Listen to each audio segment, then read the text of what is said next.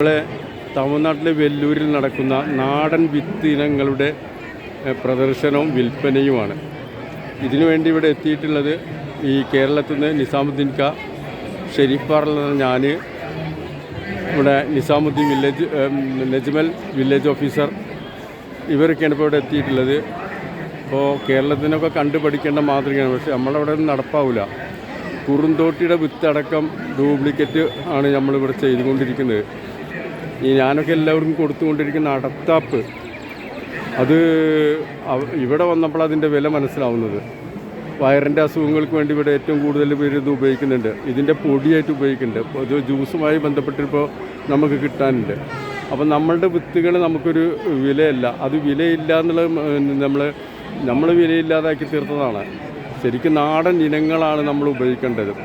നമ്മൾ വെച്ച് ഇപ്പോൾ ഇന്ന് കഴിക്കുന്ന ചക്ക മാങ്ങ ഒക്കെ നമ്മളെ കാരണന്മാരായിട്ട് പിന്നെ അവർ നമുക്ക് സംഭാവന നൽകിയതാണ്. നമ്മളത് ഒഴിവാക്കി വെട്ടിക്കളഞ്ഞ് നമ്മൾ ഈ പെട്ടെന്നുണ്ടാവുന്ന അന്ധക വിത്തുകളെയും അന്ധക മരങ്ങളെയും ആശ്രയിക്കുകയാണ്. ഈ ഒരു സന്ദേശം വലുതായിട്ട് ഏറ്റെടുത്തുകൊണ്ട് നമ്മൾ തമിഴ്നാടിൻ്റെ ഈ ഒരു മാതൃക നമ്മൾ സ്വീകരിക്കുകയാണെങ്കിൽ നമ്മളുടെ വരും തലമുറ പട്ടിണി കൂടാതെ ജീവിക്കും എന്ന സന്ദേശമാണ് ഞാൻ നൽകുന്നത്.